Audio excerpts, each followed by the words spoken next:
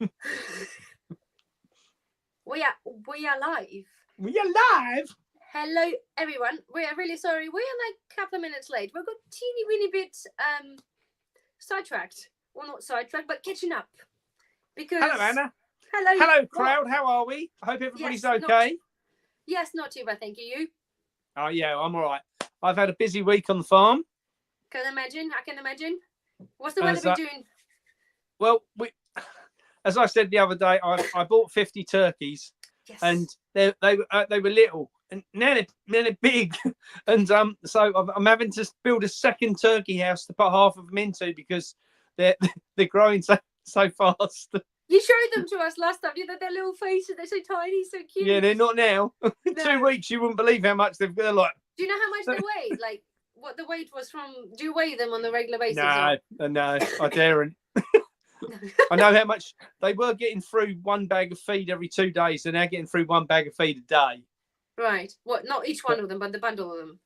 Yeah. Between 50 of them, 50 turkeys each, £14 in value, right. A £14 sack of turkey food every day. Fucking hell. You're going to be selling it for like £1,000 each, wouldn't you? Next.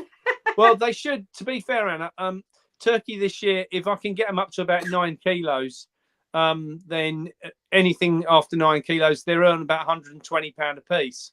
So, okay. 50 turkeys can suddenly come to £6,000. So, yeah. If I build the houses will last for a minimum of 5 years, probably 10 years, to be honest, how we built them. Yeah. So the houses were expensive, but long lasting. Once the turkeys come out of those, incidentally, at Christmas, we're going to buy 10th of December. We've got a load of broilers coming as well. So we're now going to start building our own system for meat for ourselves, and for our families and so forth. And we're now looking at a butchery unit as well. So that's another thing we're looking to progress into as we progress forward, and try and do a lot more stuff ourselves, because as we both know, the shit show's about to start. Yes. It's really nice to see you obviously doing this and thinking ahead. It's really shame, like obviously we covered before, the agriculture, because there's so many farmers are just so like one-dimensional, doing one thing. I think it's really important for many, isn't it, to do what you do, because however small scale it is, small scale to some comparing to other farmers, making your own choices and doing this, even the 50 turkeys, as you say, like £6,000. Yes, it's not £6,000 profit, but it's the money that you can, continue making. The thing is, and from my side, if it earns 3,000, but let's say it earns 3,000, right? Yeah. How much does someone need to earn? If I need to earn £60,000 a year, then if I can find 20 projects like that, then and 20 projects, on a farm size, we've got to play with. I'm very blessed, as I say, Ray's very awake, the guy who owns the farm, and he's very forthcoming in assisting me to, if I come up with a harebrained idea like, let's get 50 turkeys, he goes, that's a cracking idea. Yeah. So I'm blessed on that side as well. I said I wanted to launch the vegetable beds. He's allocated me land to be able to do that. Helped me get it fenced in so the deer didn't get to it. Now he came to me and said, do you think we should get some broilers and some laying hens? So yes, I do. So they're the next progressive step, So I think as each thing progresses, and looking at more and more different options for us as a farm, and you start looking at that diversity, then you start to understand, Anna, where farms went wrong. Yeah. And how our food chain was allowed to break, because all of those things take time in the day. We've got a shop on the farm, which I have to, I'm up this morning at 6 o'clock to get to work, to pick some veg up, to fill the shop up, get that done by 7, get the turkeys done. I've had to check, get the chickens cleaned out today. I've had to move straw bales, all this, and it's my day off. Yeah. So, and I've been building a turkey house as well today. So, but it just goes, I think farmers, and I don't mean this disrespectfully to any farmers, but I think farmers have become lazy against what farmers used to be.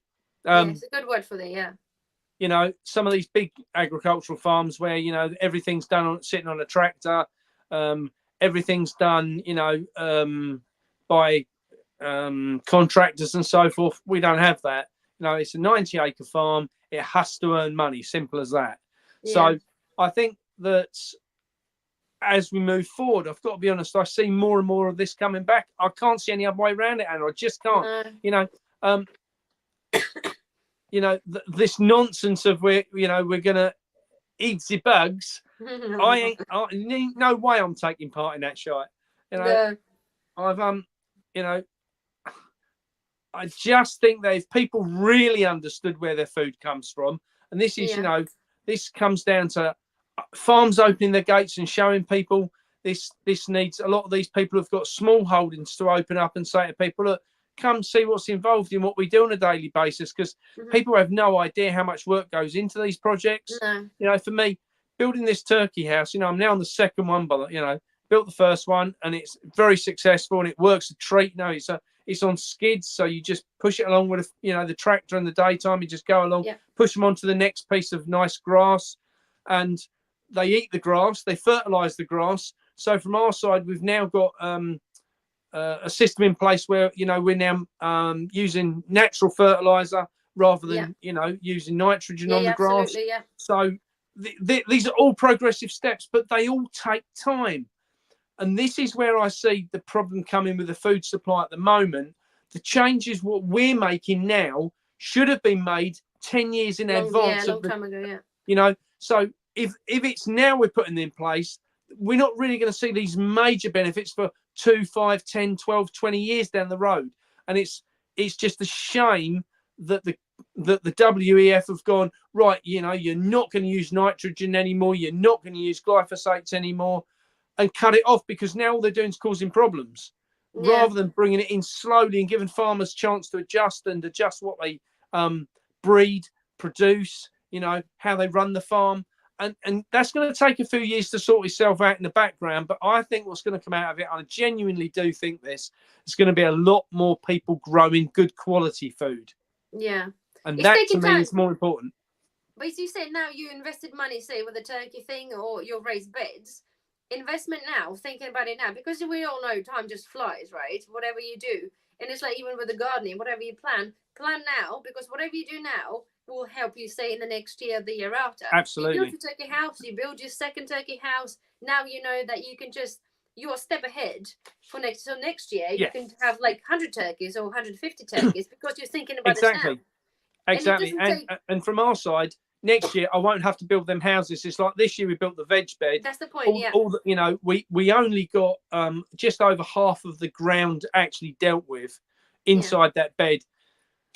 By next year, by the time we're not going to have to worry about the first lot of beds. We've already started replanting some of those beds. So now we can, when we get a day, we've got volunteers and when the weather's nice, we'll just carry on building those beds. The next big thing for us, once all the turkey houses are built, is get the polytunnel up.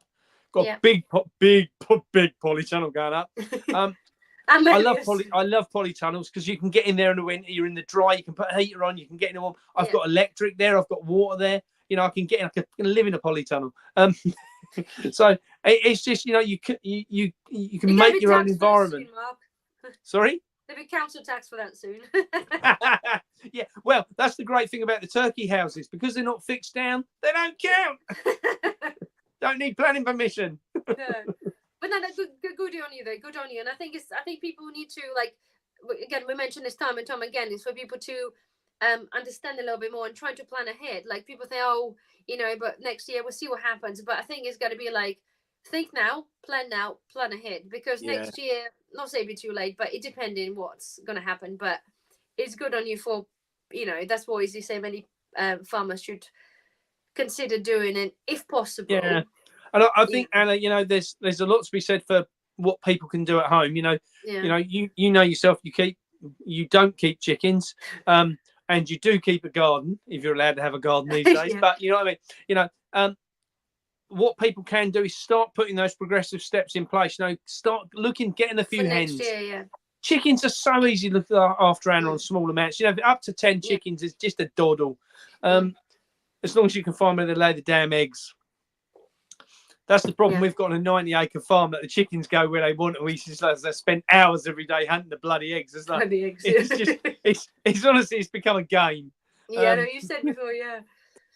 So, people need to be getting out, getting the garden prepared now, getting it ready for next year, making sure they've got seeds. Make sure you've got seeds. plenty of plants what can go in now. Your brassicas can all be going in now. You know, leeks, plenty of stuff can be going in now. Almost time now to start thinking about planting fruit trees again, so they can be going in now. So lots of people can be doing, and stockpiling food, stockpile. Can't emphasize this enough. Stockpile food. Outside of farming stuff, there's a lot of influence in that, and I think hopefully people get to see then. Understand that farming thing is not just we kind of moved on. Not saying moved on from that, but it's really kind of the whole situation everywhere has been, escalated a lot to. Without a doubt. To put our food thing at risk. Let's talk about a funny. So there's this little thing called blue tongue. Yes, let's do that. Oh no, I was looking for my mobile phone, but I just realised it's in front of me. I'm talking on it, so I can't show you. But I've received in the last month now. I don't know what the date is. About the 14th, 15th, is it? We're halfway through the month. We are 15th. Don't on yet. 15th. Okay. In the last 15 days, I've received 18 warnings from the government to tell me there's blue tongue. Yeah. There's bird flu coming. There's I can't remember what the other ones were. Because I called it a pig flu because of blue tongue, but you said it's not just the pigs. It's just my generalization of shit understanding. So there's over the years there's been several. What you got to remember with this, Anna, none of these a bit like the pandemic, where everyone's going to die of it, yet nobody did. Right. It's exactly the same with blue tongue and swine flu and everything else. Yes, it can affect a herd, but you don't get, suddenly go in one morning, the whole fucking flocks of all the whole herd's dead. It's absolute fucking nonsense. Right. I remember watching a brilliant video which Richard Vobes did with a guy talking about bird flu, and it was eye-opening. And I think it was 1 in every 20 million birds actually dies of bird flu. Yet, if a farm thinks they've got it, they'll cull up to 10,000 birds. The chances of them having it in there are next to nothing. So I think people need to take stock of the situation. Yeah. So what's blue tongue? So what blue tongue is like it's flu. It's flu. That's all it is. Right. Okay. It's no different to you getting a ruddy cold. I remember when I was a kid, my granddad kept cows, and he always used to say, Defra been round, we've got this blue tongue in the area, and he used to laugh. Right. I said, what's funny, Grand? I was little. What's funny, Granddad? She says, it's a cold. They get over it, just like you do, just like I do. Yeah. And nothing's changed. We haven't got some deadly strain of this, it's laughable, Anna. The problem is that we know what the agenda is, and I'm sure a lot of your viewers do as well. Once you understand what the agenda for 2030 is, and you start to pull out of that the section about food, you start to understand why they want to eliminate the meat and how they're eliminating the meat. What do they want you to do with that? So the blue tongue is like bird flu. They say, okay, it's in an area. Generally, with a bird flu, they say then cull the chicken. So what is their suggestion? Say you be aware, and then what they tell you to cull animals? If they're telling me to be aware that it's in the area. Yeah. But if it's a farm that's got it, they will just go in and sort the herd. Right. So obviously your herd is registered. Like you have to register chicken, so they know what you have. So they would make you, or they will come and. If they come and do a test and they find that you've got it, they can instigate the fact that you've got to kill that, or they will kill them cows, sheep, goats, whatever it is, what might have it. Right. So bear this in mind. If you get a big infection across the country, infection, I'm going to put in highlighted, underlined in bold, highlighted, the word infected. Yeah. Then if they got rid of 5% of all the animals in that point, they've reduced the population of animals down by 5%, right? Yeah. So what does that do for the meat supply? It pushes the price up 5%. Yeah. Yeah. Now, who are the people who never seem to be affected by this only for an insurance claim? The big players, right?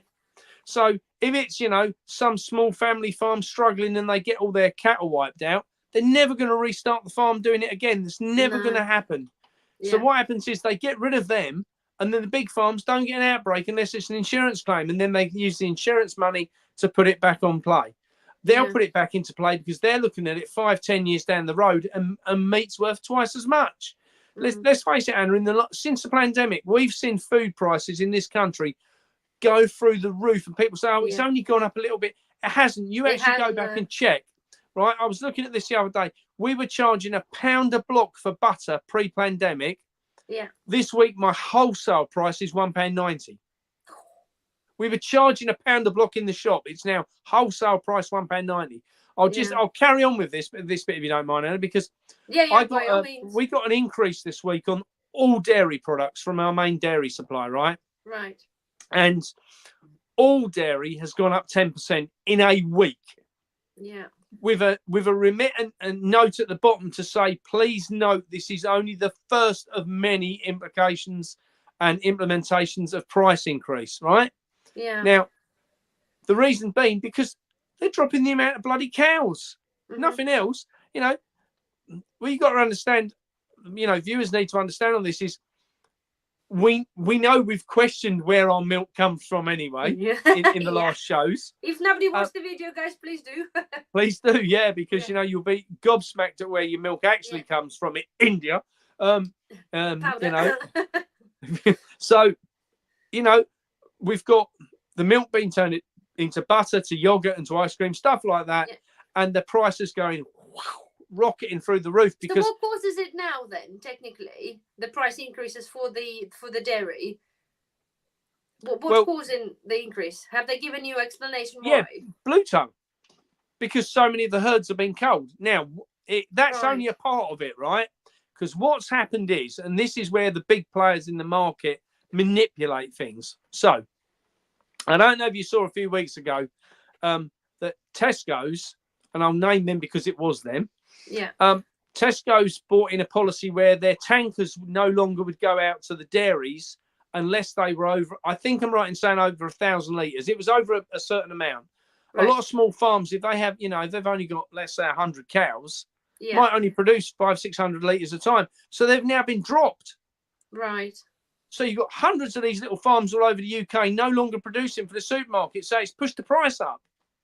So what they're doing with that then? Obviously, they have no means of selling the milk privately. Anna, isn't that interesting? What I would suggest is there must be a list somewhere of all the farms that have stopped producing milk for the supermarkets. But the farmers will go bust, though, right? If they lost the contracts, technically. Well, technically, no. And the reason I say is because let's say your cost of production on a pint of milk is 33 pence, right, and the supermarket's paying you 25 pence. What a result if they've stepped you out of the contract. Well, you don't make money, but you don't lose money, but you're not losing money, right? So now what do you do with the milk? Cows for what then? So now you've got to get rid of the milk. Yeah. Right? I guarantee you this, absolutely, and I genuinely believe this. If any farmer is producing milk and they've got 500 litres a day, now bear in mind that's not a lot in relation to, 2 litre bottles, that's, 250 families. I guarantee you, with the amount of demand there is across the UK for raw milk, these farmers could absolutely go from 25p a pint to 50p a pint. The cost of production hasn't changed. They could get the 50 pence a pint, selling it to the general public without any problem at all. Unless they read the article about the Americans having the latest bird flu through a raw cow's milk in America. Apparently that's been blamed, but that's a different story. We'll come back to that in a minute. But you see what I'm saying? Like, the whole thing is that intervenes together with what is happening in there. Like, is it one thing is a positive, but no, I'm gonna get you down because something has to tell you, oh no, you can't do that. Because see?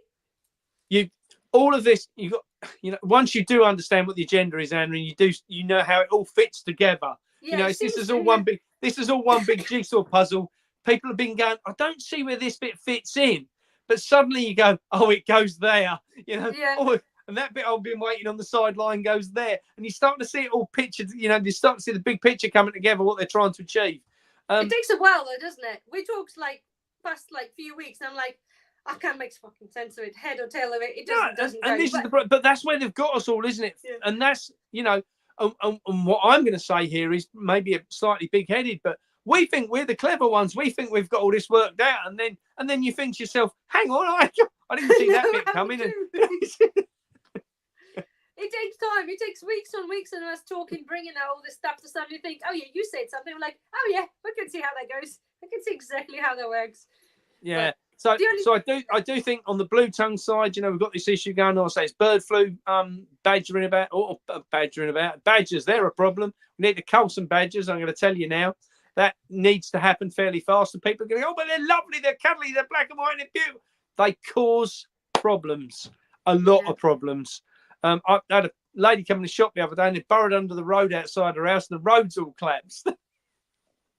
The roads physically just fell in. Collapsed. Yeah, the badgers have all been building and set under there, and they've just burrowed it all out everywhere, and the road just collapsed when a lorry went over it. So, but badgers, they the TB, that's an issue, and it's got to the point now where the badgers are running so rife. New people getting into the farming side who want to put, like we do, want to put cows back on the farm are going, can we actually do that? Is it safe to do that? Do we have to keep them inside a shed, which goes against it? We've got some beautiful grazing where we are, and it goes against everything we want to do. To if you put 10 cows on the farm to bring up for beef, and you're going, well, can we do that? Is it safe to do that? I had a lady come and saw me the other day, and she runs a farm just down the road, and she said to me, she's thinking about putting 100 cows back on the farm for raw milk, and she's only about not even a mile from us, 3/4 of a mile down the road. And I was like, oh my God, yes, please, I can send hundreds of people your way. Everyone who comes in the shop, I'll get a big sign up saying raw milk this way, yes, please. And and I was talking to her about the badgers, and she said, well, now what they can do is put the collars on the cows, which they can move the cows by an app on their phone. So if there's a badger in the area, they can put collars on the cows, and they can set a boundary on the field where the cows can't go past because it buzzes them, and so they go backwards. Right. That must have cost a fortune by itself to implement, though, surely. No, these things they're not overly expensive. It's only a couple of £100 a cow, which isn't a lot when you understand how much a cow's worth when it gets the full term. When you've got thousands of pounds worth of beef. So I think there's lots happening on the animal front, and people do need to be aware meat prices are going to go up. Egg prices are already creeping up. I'm seeing it. The dairy's going up. And when we talk about dairy, this isn't just milk. This is butter. This is cheese. This is yogurt. This is ice cream. All the luxuries we see what bolt around milk. We're seeing it on lard. Lard has nearly doubled in the last 4 months. What's a lard now? Do you know what? I have some in my stockpile in this separate fridge. I don't know, 60p I think I paid. Yeah, not now. No? Not now. Lard's going up because the amount of animals is coming down, so it's going to go up. Yeah. You're seeing it now in the meat. It's gradually creeping up again. Yeah. So all of this is going to affect people's pockets. So what I would say is start stockpiling. I've got a weakness for tinned ham, and which is your favourite? I don't care. I like Prince's, I've got to say. Now, it's gone up nearly £1 a tin in the last 3 months. Right. Just to give you an idea. You're posh there buying Princess's, goodness. People normally just buy, supermarket brand or home bargains. And look at you. Well, I went into Farm Foods the other day and they'd got it on special offer, so, I got loads. Don't blame me. But the problem of having loads is you then look at it and you go, oh, well, I'm a bit peckish. I could have a little bit of that. and the next thing you know, a tin's gone. Yeah. Do you know what? I found this with the shit, like, genuinely, obviously, trying to, live a healthy diet. It's not something we consume on a daily basis. But it's like, shit hot dogs, like in IKEA, I call them shit hot dogs. They haven't seen a freaking piece of pork or whatever they're made from. No. It's just a big grinded bones off the floor, that kind of thing, combined together into a hot dog. It's literally the worst thing you possibly have, but it bloody tastes good. And the same as with that tinned ham. It's full of shit. It's just a lot of calories in there, but damn, the salt that they put stuff in it, it does kind of like, it's like a shit hot dog version of a tinned ham. That's exactly what it is, though. But providing you understand what it is, and when you're having a nice bit of steak, have a nice bit of steak. If you're just feeling that you just need something shitty and, I'm just hungry, I need it right this second, just unwind, pop the top, get the fork in and eat the damn stuff. Yeah. I know what you mean, though. I know what you mean. But anyway, but yes, it's a good thing. My thing is, it's a good thing as a prepper item for guys, for whoever just not, if they not started stocking up. The tinned meats, tinned stuff like that lasts for indefinitely, pretty much after the best before date. And it's Yeah, full of calories, not good stuff, but full of calories, full of fat, something that we be needing in the desperate times, really. yeah. As long as you Tin can fish as well, supplement. Anna. I mean, tin fish is one of the big things we stock up on. Yeah, You know, whether that's mackerel or salmon or whatever it might be. yeah, Tin fish, you know, you can always put, you know, if you're having your bulk rices and things for your carbs is great, but you've got to have some protein to go with it. yeah. So, you know, I'd say to anybody, stock up on all the tin meats and the tin fish and And the corned fish. beef and stuff like that, because it's now getting so expensive. It's untrue. Yeah, it's stupid. Everybody knows in my channel that I have a tuna fetish. It's tuna, like, it's for me like rice, pasta, and oats every time I go shopping every week. No bloody fail. The same as like tuna. It's like 55 pence, and hallelujah, they're still upkeeping the price. 55p a tin if you buy the budget brand. And there's obviously some people like tuna snobs. You know, you can buy a dearer one if you want to pay £1, but generally tuna is great. Like, if people worried it's not going to go out of date as such, but because we don't have chickens, my non-existent chickens will eat tuna if I choose not to eat it, if I feel it's, you know, past the day. But yeah, it's they're really good good alternatives for the meat and for the proteins anyway. Yeah, I think that what we're going to see, especially I think for the everyday person, a lot of things are going to become too expensive to have. Yeah. You know, I know I've got a friend who's Russian, and you know, she talks about when she was little. You know, she's been over here now for, I don't know, 25 years probably, but she talks about when she was little, when people used to queue up for food, and she said it was nothing uncommon to queue up for hours upon hours upon hours. And when you did get in the shop, there was one tin of something on the shelf. She said, and that was bad times. You know, it's interesting because you can understand the psychology of Santa, because, and you might say, well, I do that as well, right? But my friend's wife, what she does is she stacks all the food on top of the worktops.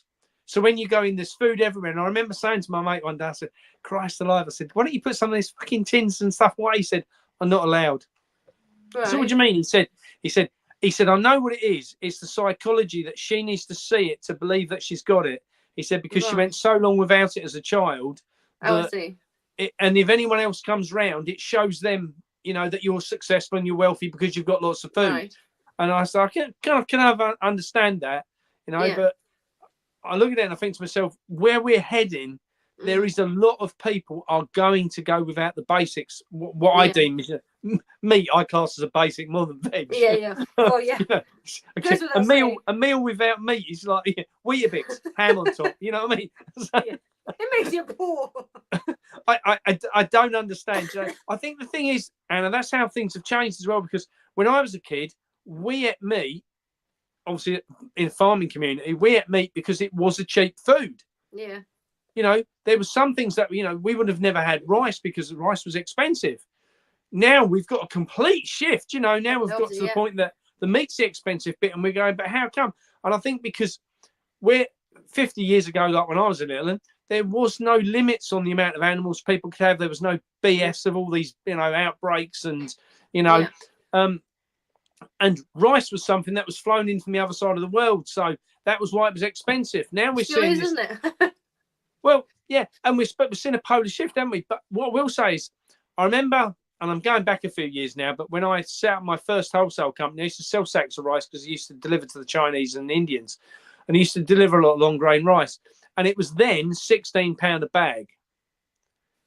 And I think the other is nigh on 50, 60 quid a bag now, for, you know, the big sacks. It goes to show just how much in that time frame that things have gone up. You know, I know that I'm talking about 30 years, but, you know, if it's jumping by doubling each, you know, 10-year cycle, it isn't doing that anymore. It's doubling on a bloody 2-year cycle. So things are really speeding up. And I think people need to be aware that, you know, where we talk about food preservation and about food storage, what I'd really like to emphasize to people here is, if they go out and spend £250 on food, I'm going to use that as an example, right? £250, because some people have some cash lying about or some, you know, money in the bank, whatever. Let's say 250 quid.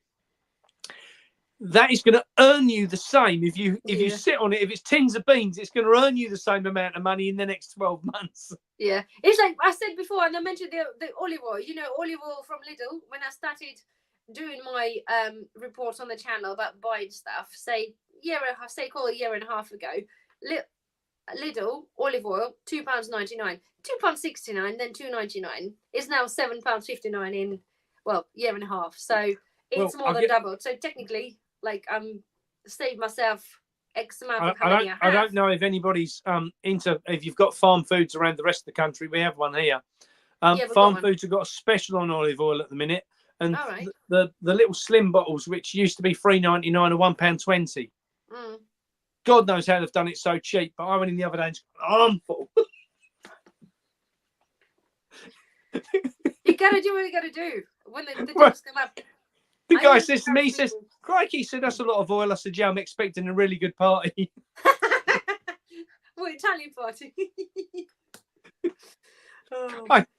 I went in there the other day and the guy says, I was buying some ice creams because it was the cheapest. They were cheaper than the wholesalers. Yeah. And I went to get some ice creams for the farm shop, and I was like, and the guy says, you know, and they were cheap anyway. And then the lady in the queue next to me I was talking to had got a discount voucher, spare one. She gave me that and I got another £20 off. So that made them really cheap. Oh, and the guy, I got a trolley like this of ice creams, and the guy says, he says, are you selling them or something? I said, no, kids are having a party.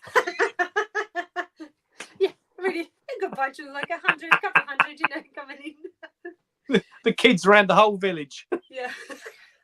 Well, why not? Do what you want, don't you? Absolutely. Anyway, what's next on the list, Anna?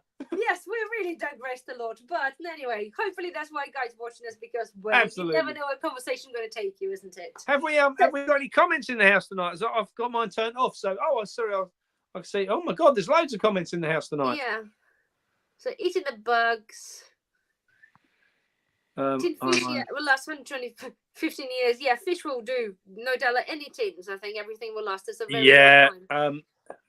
There is some bits I will do some videos because I found tin of beans. I've been eating tins of beans that I found they've been past date by about 3 or 4 years. Majority been fine, but I found one that was a bit like, and I go, so it's worth checking before. Stuff obviously will last, but obvious spoilage. But again, that'll be a different matter.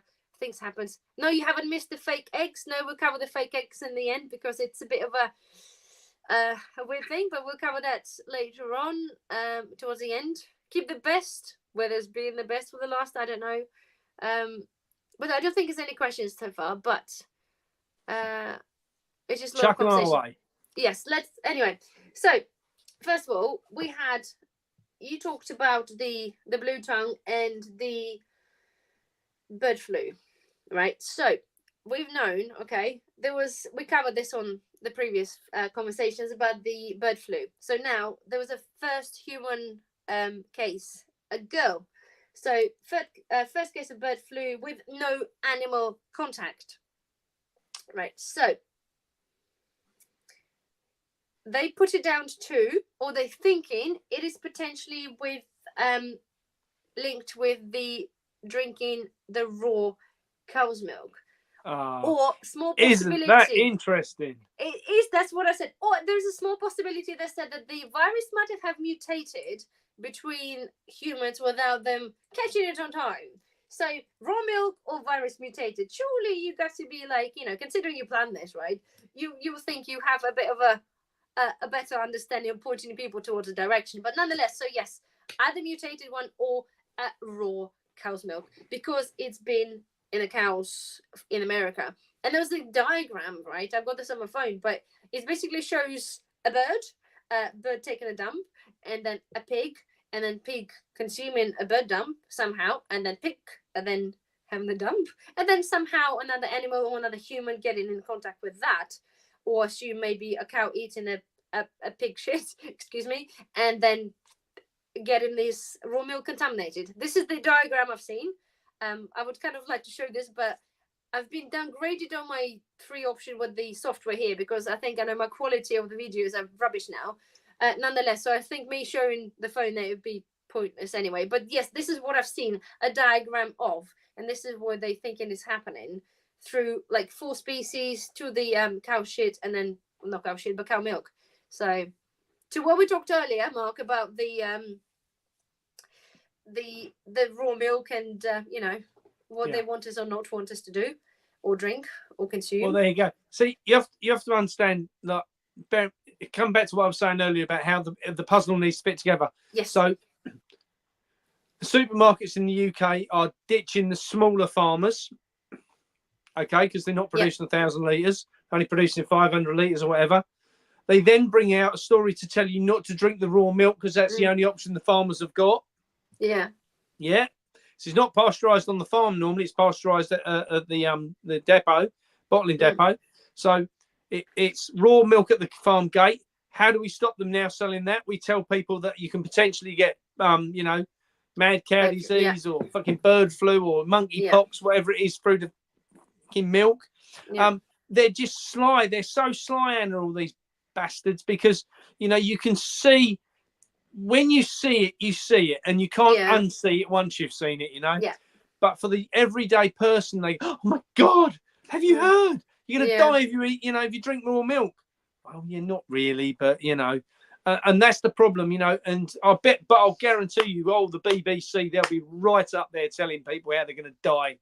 Yeah, you know? There's many other things. Again, I'm trying to keep the things into coherence, so we like talk about certain things, because some other random shit that came up, like I'm like, oh my freaking God, after the E. coli. But let's so okay, we'll cover this bit, right? Let's come back to let's talk about quickly about the basic thing. We'll come back to the more debated ones I know people want us to talk about. There's something I did a video like last week, but let's talk about briefly about the new digital border system for the passengers traveling from outside EU. So they've been told that we're going to be leading to the delays and obviously impacting on supply chains and price increases, because on the top of the latest Brexit legislations that brought in taxing people, and obviously people paying for the vet to vet the meat before it comes into the country. Now they're bringing it to the what they called it. It's basically biometric details registration, right? So this is for anybody coming in from outside of you, be it just a freight or normal people. And so basically, yes, taking your, you know, face thingy, your fingerprints and all the details. So now everybody had to register. So they're now saying that it's going to be causing a massive delays of pretty much up to like 24 hours of people coming in. And somehow, again, it's a bit weird to try to put together. They're basically saying that all of the lorries are now coming in as well. People have to be doing this. The drivers have to be doing that. And it's going to cause the delays. And each delay is going to cost approximately like 1,100 per lorry, right? Yeah. Because, well, and then of course the price is going to be put on into to us for the producers. I'm like, hold on a minute, just let me get this right. They already have this tests and everything else for people coming in, so now delays. Well, it's not like it's going to be like, boom, here you are, let's queue up. I just find it really hard to imagine just trying to comprehend the article of saying that suddenly the lorries, they're going to be, okay, so off you go, mate, 24-hour queue there, we need to you know, produce your details. Surely it's going to be having some sort of a system in advance to get people prepared so the lorries don't queue up, because it's not just having £1,000 of a lorry adding on to the cost, because half of the shit like they talked about before, if there are delays, the stuff sitting there wasted away. Even 24 hours for, say, something like lettuce imported with, you know, a spread of E. coli imported all the way from God knows where, it still gets, you know, it'll diminish in quality. So why is that suddenly, rather than saying this, okay, you know, we want to control stuff, rather say, oh yeah, the price is going to go up because it's going to have an impact. Well, they don't have to go up. Shall I tell you what I think this is? So go on, of course. There's three issues in here. 1, 2, 3, right? There's 3 issues here. So one is, under the current government, we have to be in the position of creating jobs because unemployment's going to go through the roof. Yeah. So what we always do under a Labour government is create lots of jobs. Now, the quickest way to create jobs is to create jobs inside the system. But first thing you do, you fuck over the pensioners first, and then you... Well, yeah, you screw them over because you don't need them anymore anyway. They've given all they're going to give. They're just taking now, so get rid of them. Hope for a cold winter or make a cold winter for them, and they'll all be gone. Right. So they've got to have lots of employment. So the way you get your employment to keep the unemployment line down is to improve and encourage people to join the system. So if you come up with another load of BS like this is going to create tens of thousands of jobs. Okay. So that's number one. Yeah. 2, who always benefits from the price increases? I guarantee you it's not fucking poor people. No. Right? Obviously, I'll absolutely guarantee you it's, the people who are sitting at the top of the chain every time. The world's elite are getting richer and richer and richer. Yeah. Point 3 is the reason all these lorries and everything have been slowed up coming across borders. I don't know if you're aware of this. And I don't think I mentioned this to you earlier in the week, but I had a phone call from a friend of mine who's a lorry driver, and he's been stuck on the German border for 3 days because Germany's closed all its borders to stop the immigration. What, even for the imports of food? So they've just closed the borders. They're not letting anything in or out. So France-Italy borders are closed. There's loads of the main tunnels and the motorways are all shut off, because they're desperately trying to get the immigration under control across Europe. Well, I hope the France borders are not closed, because we're going there this weekend, next weekend. So just bear that in mind. But I definitely know that he was saying that he'd driven up from Italy. He'd come up. He got stuck for 2 days. Now, bear in mind, he's got fresh produce on, right? Yeah. Yes, it's a refrigerated lorry, but he's got fresh produce on. So he's coming up with salad on, tomatoes, cucumbers, and lettuce. Okay. Yeah. He's got stuck for 2 days on the Italian border. He's then been told to go a different route to bring him up the side of Germany. He got stuck at the German border for 3 days. So now he's stuck on. That's without his travel time. So his normal travel time is just over 4 days. He's now sat at 9 days with fresh produce on there. Right. So by the time it gets into Covent Garden, it's already Sparko. It's already going off. What does that do? Forces the price of food up. Yeah. I can't see why all of this is about pushing prices up, Anna. But that's crazy, though. By having them sitting there, surely they can, you can stop immigration, but that's different bleeding matter. You've got freight line. It's a different. You've got to. But Anna, you have to understand, and you have to. You like me. You get the big picture of this. It's about pushing the prices up. The way to get you to agree to eat cheaper food is to make the food you're used to eating so expensive you can't afford to eat it. So if they now come to you and they say, listen, Anna, if you're a good girl and you get your jibby jab and your picture taken and you're a good girl, and we'll send you some money each month which you can spend on our special food, and our special food is full of all the goodness you could ever want to consume, Anna. You're just lucky, it's full of sawdust and bugs and whatever else it might be in it, and as a result of being a good girl, you'll be able to eat for the next month. And then in a month's time, we'll give you some more free money and we'll allow you to eat again. And that's part of the plan. And that's where they've got to create all this issues, isn't it? Yeah. Yeah, these issues and all this, pandemonium around the food supply. Because once you've got that pandemonium, people will do what you want them to. Yeah, because majority of people won't really follow or understand. People just genuinely, if you just get up, you got to work, you do whatever you got to do without following all this shit that's going on. That's what it is, isn't it? You would be none the wiser. You just take it, because if you technically, I thought to myself the other day, if you just lead your, excuse me, I'm recovering from a cold. If you just lead your normal life without paying attention to the social media whatsoever, you get up, you got to work. It's nothing there to tell you really. Otherwise, there's no indications of unless you see some prices increase. But some people are just some people don't even look at the prices. They just go there, do weekly shop. I could always vouch that probably more than 50% of population don't have a single clue of anything that is happening in the world to make them even question or wonder what the hell is going to happen next. Ignorance is bliss. To be fair, someone I'm thinking. My younger sister's a classic example. I absolutely know that she's just moving into a new house.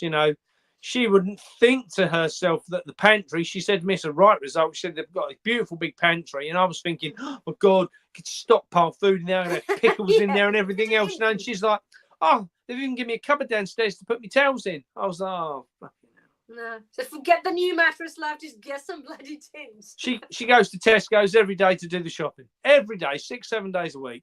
Not until you pay for miles, you won't be soon. And I just think to myself, what the, Yeah. just. I know. There's nothing you can say. There's Nothing you can say. there. But to be fair, sometimes I wonder if I didn't bother knowing half of the stuff, I could freaking sleep at night a bit better. Yeah, probably. But would you rather have a few sleepless nights now or a few hungry days in the future?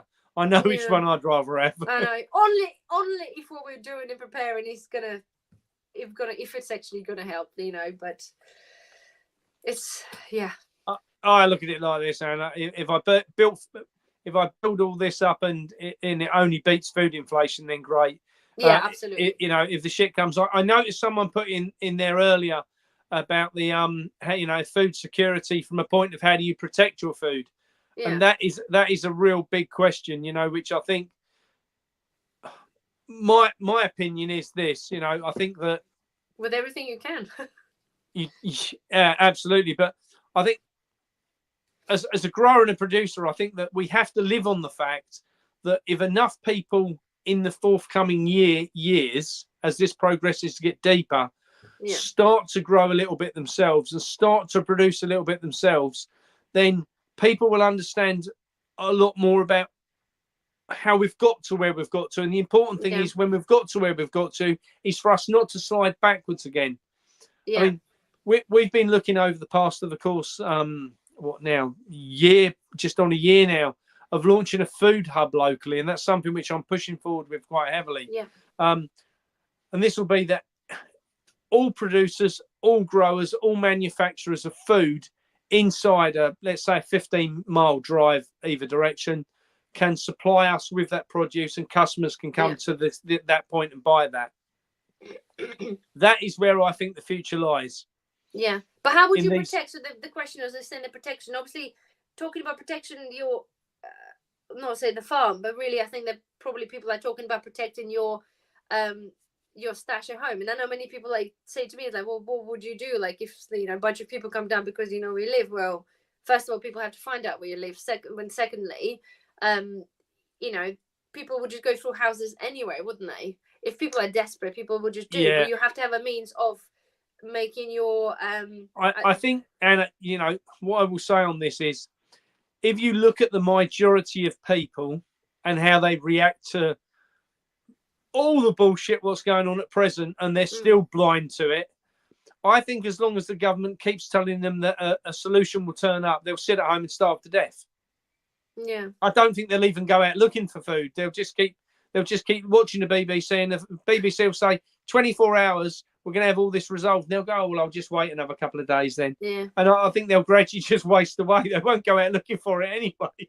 But there will be some people, wouldn't there? There will be gangs. When I spoke to Mr. Vobes, obviously, he's always an impression that people wait and people need to stick together. But there will be people that will, like I said, there will be people that will gang up and will want to take people's stuff, because there will be people that are hungry of specifically certain age. Not say certain age. No, I'm saying an 8-year-old's not going to come in and gang up and try to come into your house and take some shit. But of the certain age generation will gang up, and if they're hungry, especially if they have really young dependents as well, people do anything to feed themselves and obviously their dependents. So people will be certain people in certain areas will be wanting to come and raid houses, and there's so many films to show the to extent people go. Not saying it's going to be coming to this thing, but how would you? I know we all as a preppers oh yeah, I'm going to come get my fucking crossbow out, or whatever the people do. But in the grand scheme of things, it's unless you literally, because we don't live in America, we're not allowed to have guns or stockpiling things like that. So for us, it's well, you got to make choices in protecting. This is one of the great things about having pigs on a farm. They'll eat anything, including anybody. And I think that's one of the things. You can feed them pigs people, and then eat the pigs. Winner. Yeah, just put the pigs in the front. Let them angry the pigs. Keep the pigs hungry for a few days and then just feed them to the crowd. Oh no, feed the crowd to the pigs. That's it. Yeah. But no, so somebody said about some emergency food bankers. Oh, ideal. I don't know what. So food bankers. Obviously, how do you do a food bunker? You can hide some stuff, food about, but we're talking about really surviving for say, if you stockpile food for a year or two, you need to be able to protect that for a year or two until things get better, or until God knows what, really, to be fair. Well, I don't think you have known. I think what you've got to do is you've got to protect it for the first 28 days, and by then anyone who hasn't found it's dead. Yeah. True. And I think that's the reality of it, Yeah. Because let's face it, if people go to supermarkets, there's no food, they're soon going to kick off at each other. Yeah. In large cities, I think, I just cannot imagine it's not worth thinking about, isn't it? No. What would happen in that environment. I mean, my partner, she's desperate because she's, recent to, new in the country in the last year. She wants to go to London, and I'm like, no. Thanks. I don't want to be going there. I said, anywhere with too many people you don't want to have. No, I don't, especially when I think I'm really concerned that before the election in America, the shit's going to hit the fan.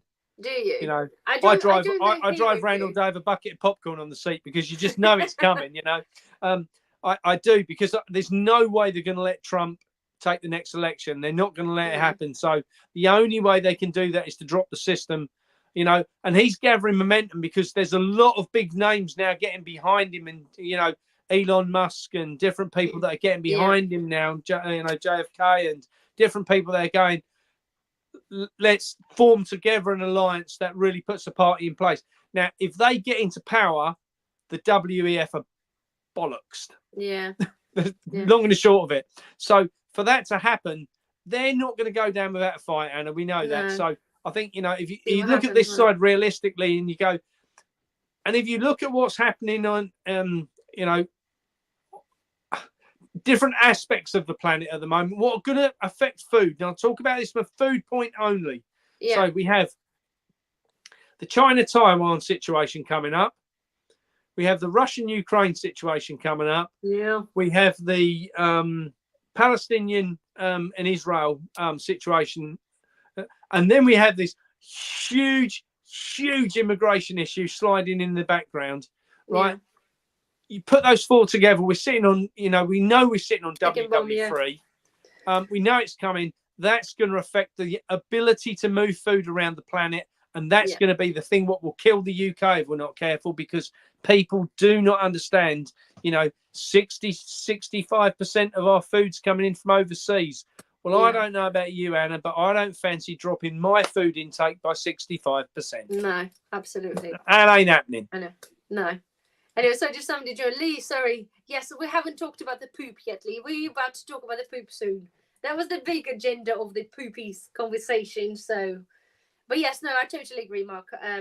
It's shitstorm, isn't it? It's just it is what it is. It's just happening and escalating quickly enough. But anyway, so shall we just what's next on the list? Well, let's talk about shit. Let's talk about shit. Sorry. Yes. Excuse me. So yes. Excuse me. Sorry, I had a cold for the past week or so. I did a video. Excuse me. A week ago. We talked about the poop. I don't know, Mark, if you've seen the article. It's about basically Unearthed, which is a part of the Greenpeace, and they've done the research on a shit slurry spreading on our fields in UK, and the research they found through the Freedom of Information Act of this stuff. There's basically the human sewage being spread on the fields and what's actually in it. And the research, I've done a video on this, and the research on that, it's kind of astonishing. Basically saying that the 78% of fields in UK get spread with human shit, right? I'm going to use this word because, sorry, it is what it is. It's not sugarcoating. So it gets spread with that. So the system, as I understand, is about 30 to 40 years old. So the chemicals and all these things they've been testing for before they're spreading this, it's really out of date. Plus the excuse me, amount of chemicals and things that are now in the sewage is by far worse. So when they did the tests and the research, they found that basically they found the E. coli, salmonella, heavy metals, all sorts of things in there. Estrogen's a massive problem. And yes, somebody else commented, like, obviously the birth control things, anything like this, and they wondering why, like, we had the outbreak for the E. coli couple months back with the lettuce and stuff. So many people wanted to obviously to see what's your thoughts on that. To me, because the fact is they've been brought into to their attention, the environmental places, to say, well, actually it's been going on. They're like, yeah, whatever, sorry, it's not really economical or political priority, so like, yeah, it's whatever. And the fact is, we had obviously in Wales literally a couple of weeks ago, 17 places, 17 beaches were like, do not swim, it's full of shit, literally human shit, because they can't be asked, oh yes, it's overflowing. It's not overflowing, they just can't be asked paying for cleanliness. They just didn't dump it there, blame this or whatever. It's easier to dump it in the sea than it is to do anything else with it. The problem is, Anna, and this situation's only getting worse. The population's growing massively because of the immigration issue. But not just that, but it's one of the biggest contributing factors. So we've got this situation at present where the human waste is increasing, and they don't seem to know what to do with it. That's the problem. So they can clean it better, though, can't they? The point is, they could clean it, spend money. We're paying a lot of money for water. We pay a lot of money, so Well, you've got to understand there's two sides to this. One, they could clean it better, yes. Yeah. Would it make us ill if they cleaned it better? No. Do they benefit from it not being cleaned properly? Yes. Yeah. Money-wise, yeah. So they deal with the problem by chucking it on the fields. It grows in the crops. We eat the crops. It makes us ill. We then get sold chemicals to make us better, or not to make us better, but, to make us feel that they've achieved something. The problem is we've got to get back to some real basics, and I mean some real basics. Can you just, before you go any further, has your granddad and stuff on the farm, have you ever those days, have you spread human shit on your fields? No. Was there a thing at all? So no. Do you know what they did with it? With the sewage? What did they do with it then? Did they burn it? Did they incinerate it? Did they bury it? What did they do with it? Do you know? Well, I mean, from the farm point of view, we'd just had a hole in the ground and buried it. But I think from the point of in cities and things, I don't know. They must have burnt it. They must have incinerated it, because I would have thought if you dried it and burnt it. I mean, I know in certain countries they used to dry it like they do cow pats. You dry them and you burn it as a fuel. I don't really know, Anna, on that. Not on large scale. I've got to be honest. I mean, we've always put animal produce, animal shit onto the ground. That's a given. But the scale is the problem. If we take now with 70, 80 million people in the country, all going once, twice a day, that's a fucking issue. Yeah, sound good. That's a lot of shit. I know. But the thing is, it's not just the times. To me, it's like the things before. Say, like the same, people using drugs, like using birth control, using other substances that are there, it is so much stuff, and even commercial cleaners, commercial anything, it's just so much stuff goes in it. To me, like, why? To be fair, I know obviously Greenpeace probably be all over, like, let's not burn this, let's not, put this in the ground. But to be fair, isn't it better than putting this on the things? Like, but the latest E. coli thing, I watched a little video. Poor little baby died of that. Lost his life because of this stupid freaking lettuce outbreak. Surely, right, burning a bit of shit, excuse my French, it's not French, but it's better than having people dying and suffering, because there's few people dying in the UK from the last one. So surely, come on, there's better ways than just doing this. Yes, there's a waste there all the time, but they've been dealing with the waste all the time. Or Victorian times, they just fucking slashed it down and just run across the roads and just go down, But there's a better ways, right, than putting this on our food. I think there is, and I think this comes back to what I say. We need to get back to the basics. We need good quality food and we need good quality water. They're the two basic ingredients of human life. And good quality air. Sorry, I stand corrected. And while we've got chemtrails going on, while we've got all that crap being dumped on the earth, whether that's human sewage, whether that's the chemtrail shite, the chemicals the farmers are using, whatever, We know it's killing us. We've got to get back to collectively as a nation saying we just don't want this crap. No. We need to do something about it. And I don't know what the answer to that is, Anna. I genuinely don't. But I do believe that as a nation, as a country, the public needs to stand up and say to the supermarkets, we don't want this shit anymore. You either need to change or we're going to change. We're going to take our business elsewhere.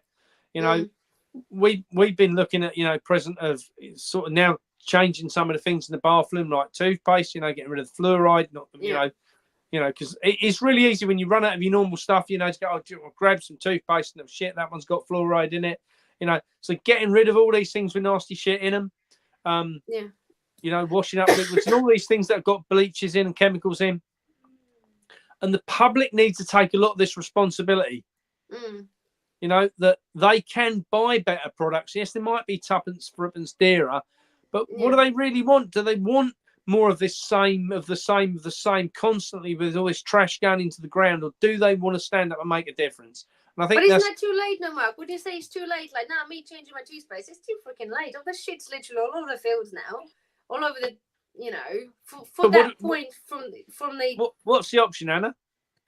I don't know. We give up and crawl over the cliff with the rest of the lemons? No, I think they ought to find a way. Right, the money that we spend, the taxpayers spend, clean the bloody shit, literal, clean the shit, put it through the processes, because the processes are so old. Well, invest in the process rather than spending money supporting the freaking wars over there and supporting the Britain, fucking boat people with £1,000 a month in the mobile phones.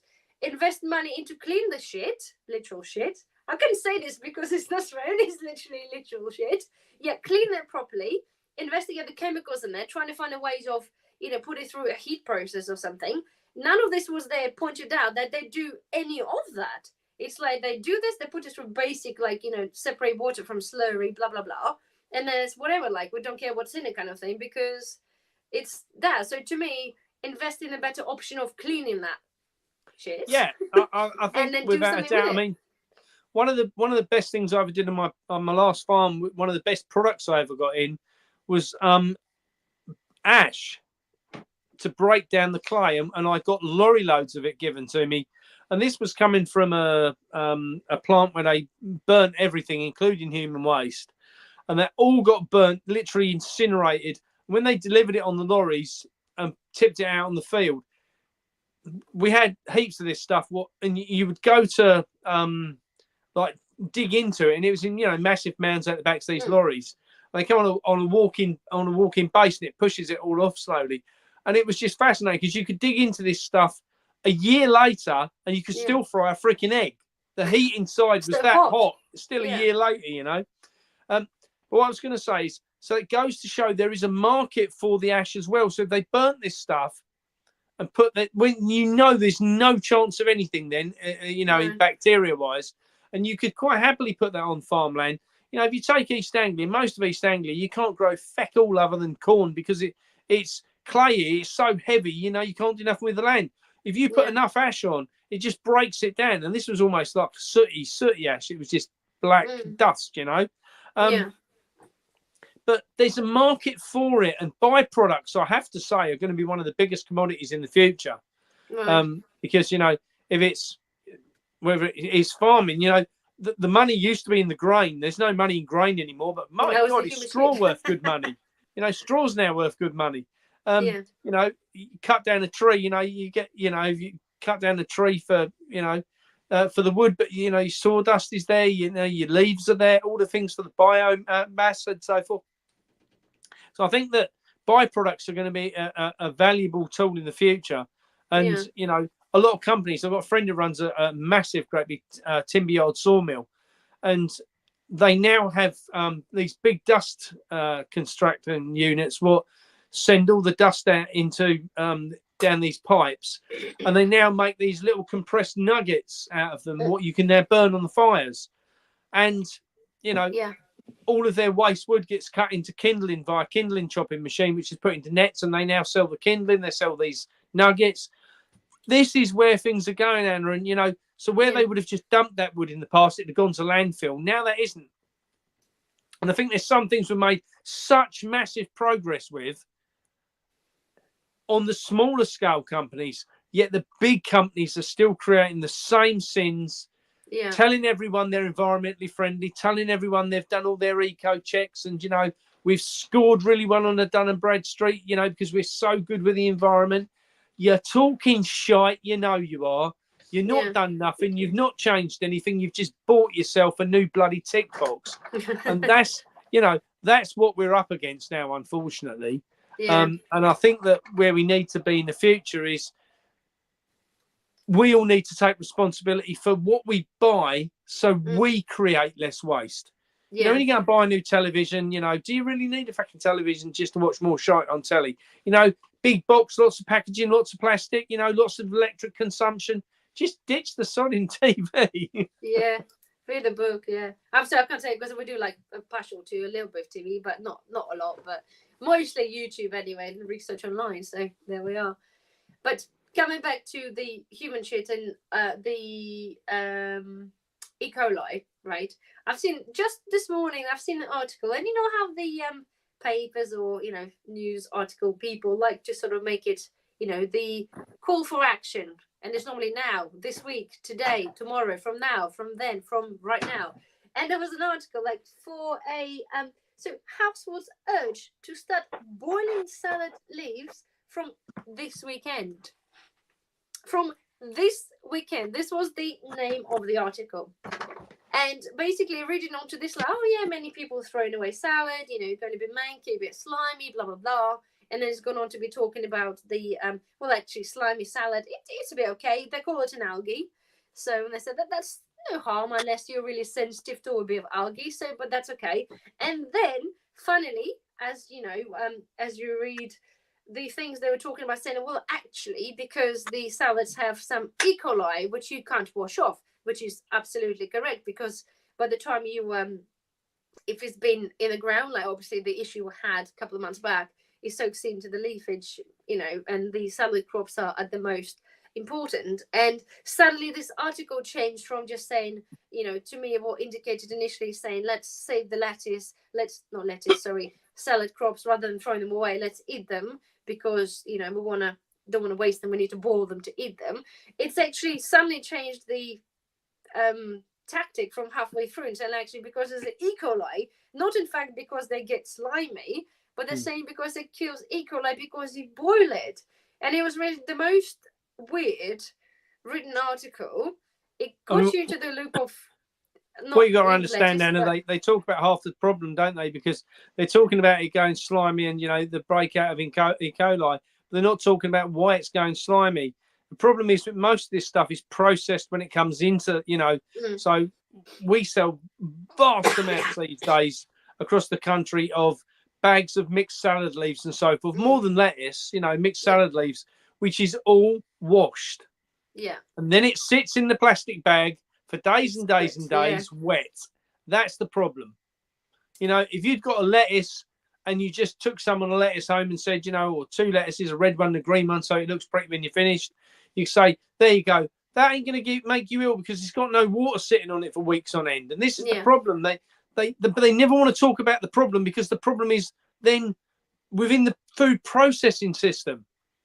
We can't talk about that because it's owned by big players. And the whole system has got to be pulled to shreds. I genuinely believe our entire food system's crap.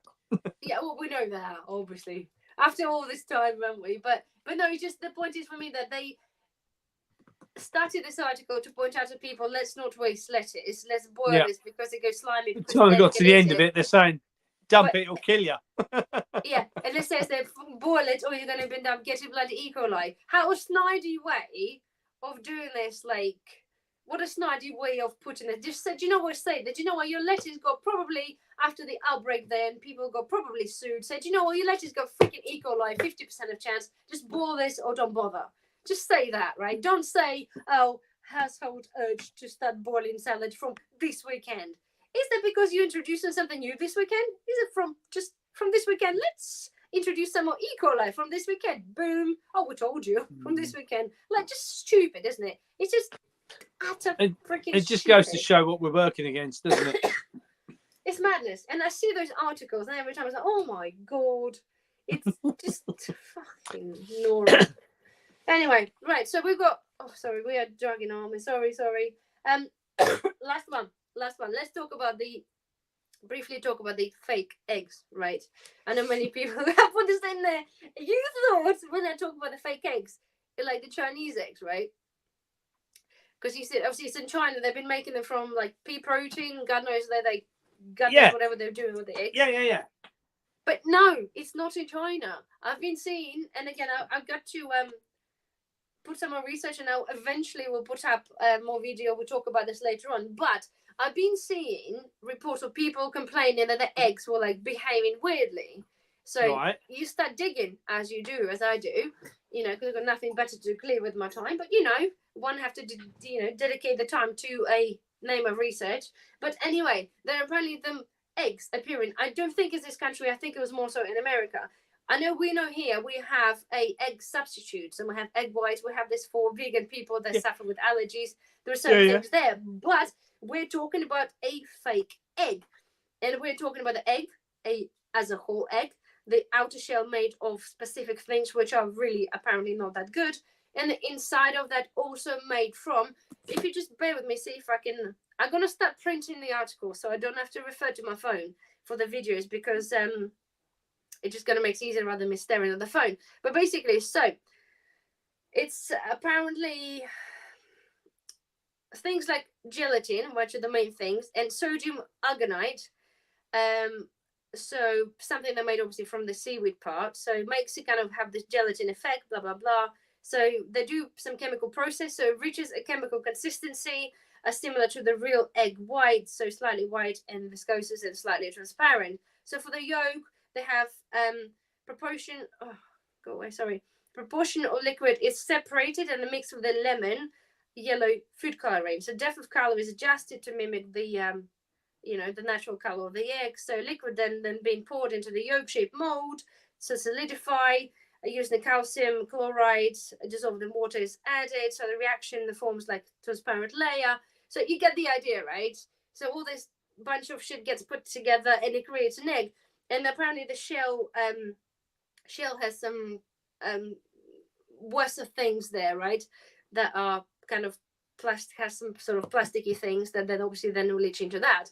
And the thing goes on. So obviously we eat eggs, if you choose to eat eggs, because they have obviously a lot of vitamins, it's full of protein, it's got a lot of goodness. That shit that I put in that egg, or creates the egg from, it has really nothing good at all. So brings on the question of why on earth would you do this? And of course it's like, well, the thought behind this, it's it's saves the planet, and again, it has nothing to do with veganism, right? This is ideas I read, it's got nothing to do with that. And then you sort of do a bit more digging, and it's like, oh, it's been created to the better the environment and better the common things. And the whole idea, because it's not been put there as a vegan egg, like many substitutes and things are there. So vegan egg, look, it's fucking there. No, it's been snuck into the place in there. And then one thing I found in there, do a little bit of there. Guess what the freaking is behind that? Any fucking guesses? Excuse my swearing, sorry. Any It's gotta guesses? be Billy Boy. Absolutely, I've seen this, like, that's it. I've bloody heard this all. Yes. Unfortunately, again, it's been in a process for the past over 10 years, right? And it's been done so secret, like we said this before with the milk and everything else. They invest or sponsor a company doing certain things, and then it comes out like good 10 years later on, they say, oh yeah, they're the ones kind of funding, the foundation of, Mr. Gates and everything else. It's like, for goodness bloody sake. So yes, there are eggs out there, and there's the idea is they're not just there to say, oh, this is a vegan egg. They want to be there. Clearly looks like they just want to input them there and deceive the public, because people been making complaints. I've seen videos online, people like, what the hell is wrong with my egg? People are just like, this is a bit odd, because not being funny, if I were to buy an egg, and like it behaves funny, I'm like, what the fuck's wrong with the egg? You think it's old, but it behaves totally different. So the texture, excuse me, the shell is really smooth. The inside, because obviously it's been chemically produced, when you shake the egg, they make slurry signs, like like slushy inside, like something mixed together. But normal egg wouldn't do this because obviously all the proteins and everything is really close together because it's been naturally produced by a a bird like is meant to. And apparently they have yeah. By nature. Yes, by nature. And then apparently they have different water swimming capabilities. So if you put the normal egg, obviously sinks kind of like on the side or whatever, apparently those eggs and they either float or they do some sort of weird bloody thing because of the amount of oxygen and some like carbon inside or God knows what. So unfortunately I'll have to do a little bit more research on that. But when I see this is it's like one step too far. But again, this tells you this is epiphany of the thing, the whole agenda. This guy ain't freaking stopping at anything. Do you know what I mean? Just come on, Jesus. Well, you've only got to look at it, Anna. You know, we've moved from having real meat, real eggs, the things what you and I would say stock up on. You know, if you can keep these two coming in because they're your proteins. Yeah. Now they're going to be able to give you your alleged proteins, and you'll think you're doing well because you're still getting your proteins, and there won't be no protein in it. See, my worry is, Mark, like with this, when they've been apparently sneaking into the markets there, my worry is that whatever we're now consuming or could be consuming, the label's still at this. But at any point, they can do this, and they'll do this gradually, I'm sure. 50% of meat, 50% real meat, like in the mincemeat or something, like they did with the horse, you know. We won't know. If they don't want us to know, we won't know. And bear in mind, Anna, that these eggs, you know, I guarantee you in 5 years' time, the production of them will be so good you won't know. No. And that's what we're up against, because we've seen this with the meat. You know, if you take process, you know, or fake meat 10 years ago when it first came out, it was like, this is shite. Soya meat was fucking crap. Now, you genuinely can't tell them apart half the time. Yeah. So, you know, that's only going to get better and better and better from their side of, you know, we've seen so many good fakes come out of China over the past years, from clothing to watches, you know, what's food? Yeah. What is real anymore? You know, from the industry, inside the industry, you know, inside the fruit and veg wholesale side, I think I said to you earlier in the year, we were buying carrots from China and everyone looked like it was manufactured. And I kid you not, they looked like they came out of a mold. Everyone was identical. Yeah. Excuse me. What were they made of? What were they really carrots? Never know. But the point is, this last bit about the eggs thing, right? There was if I'm pretty sure that everybody will notice. I know for a fact obviously before because we do anyway eggs, right? You never seen the white eggs in the supermarkets, and it was a novelty. When I grown up, eggs were white. It's just how it was. And I have 2 white chickens, but only one of them produces. Sorry, I don't have chicken. Sorry, one of my non-chicken produces white egg. And I love it because for Easter time, my little one can, you know, collect them over the weeks because the real eggs last for a very long time. So even 1 egg a week, I can, you know, have them sitting for, say, a couple of months, and then she can paint them and do whatever.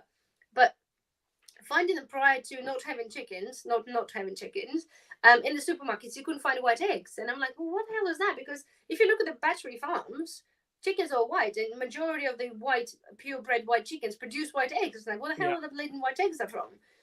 Anyway, now they appeared, and by doing the research, seems to be that apparently we are having a shortage of eggs, and the white eggs. Sorry, I'm starting to lose my voice. Then the white eggs are used to be sold to a commercial companies, basically people that did like, I don't know, baking, blah blah blah, because they thought that the white eggs were less tasty or something, like just something freaking stupid. But nonetheless, now because we do have actually a shortage of eggs, the white eggs are now appearing in the supermarkets because we having a shortage of eggs. So again, over that time of after having the bird flu, say the major outbreak was last year with the chickens in the lockdown. So it's taken that long to see now the effect of the shortages. Again, a good point for people to understand that, because they're talking about shortages are coming, because they are coming. It's taking that long to go through the system to get there. So in this instance, it's almost a year since a massive chicken lockdown, and obviously massive culling for us just now, or give or take months of seeing the white eggs that were not meant to be in the supermarkets because of the issues. So sign for people to understand the issue. Locally, we only have brown eggs, I have to say. Predominance of the hens around this area are called Genovian. So they're Genovian reds. So you get a nice dark brown egg. We don't really see white eggs around this area, I have to say. I noticed we've got about 200 egg jokes in the comments, which is lovely to see. Exactly. The yolk's on you. That's really, well done, guys. Well done. Yeah. Love a bit of humour. Well, we need to be fair. Come on, everything. Do you know what? Fed up looking on YouTube for the constant, just bad enough looking at the news, right? But on the YouTubes, and I know we're all guilty, we all need to kind of feel this in the channel to give your audience the kick up the arse, let's call it that, just to sort of jig them along a bit, jig you guys along a bit. But just so many negativity, constant. And again, I've gone through this like last year, just tired of looking at it. It's depressing. It's like the world is depressing enough for everybody just looking at the news. But I think for the influencers, somewhat, it needs to be a little bit more just like, let's not talk about the war, the war part of all the major, the other big escalations and stuff people talk about. It's like, let's just talk about solutions. Let's just talk about preparedness, because I'm step away a little bit more. I'm kind of going for a little bit more like cooking, a bit more, let's say fun videos, but just a little bit more light-hearted stuff, because I can't be asked with listening to any more of that constant issues. We all know what's happening, right? I agree. Happening down. Let's just hunker down. Let's just learn things. Let's just appreciate, just be a bit more light-hearted about it, not putting our heads in the sand, but just, let's learn something from it. Let's do something rather than, listening to that kind of crap. So that's my thought anyway. But yeah, so here we are. Oh, you're gone. You're there. You there?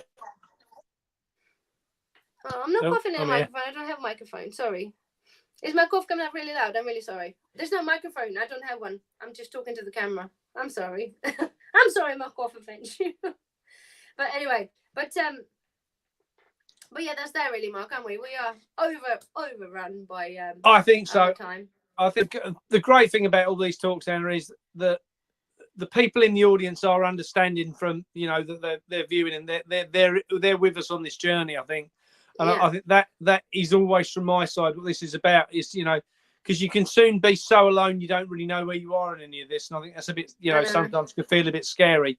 So it's nice to know that other people are on a wavelength. I mean, I know like you, I've got other people on different platforms and that, and you put out some videos and they go out and you think to yourself, am I the only one who thinks this? So it's really nice when people interact as well, because that's the big thing for me. Absolutely, yeah. Their interaction's a great thing. So well done, everybody. Yes, well done, Anna. Yes, thank you guys for tuning in. Yes, thank you. I do apologize that I do have a cold, and But anyway, we're not going to be here next week because you've got commitments, and I'll have my big You're 21. Whoop whoop. Yeah, I'm going to be 21. Yeah, next Monday. Let's give you some announcements coming up, because we are going to be taking the travel, and of course, in my true self, we're going to be doing some prepping stuff. I can't just do a normal thing and go on a holiday, do whatever. No, it's going to be prepping related, of course. So watch out for that anyway. Anna, it's been a pleasure and emotional as ever. Yes. Now I need to go and shut my little shop up. It's pitch black, so it's there wide open on its own. Yeah. Anyway, thank you guys for watching. Thank you very much. And we'll see you in a couple of weeks' time after we all come back from things we need to do. All right, guys. Thank you. See you soon, guys. All right. Bye. Thank you. Bye-bye. Bye. Bye.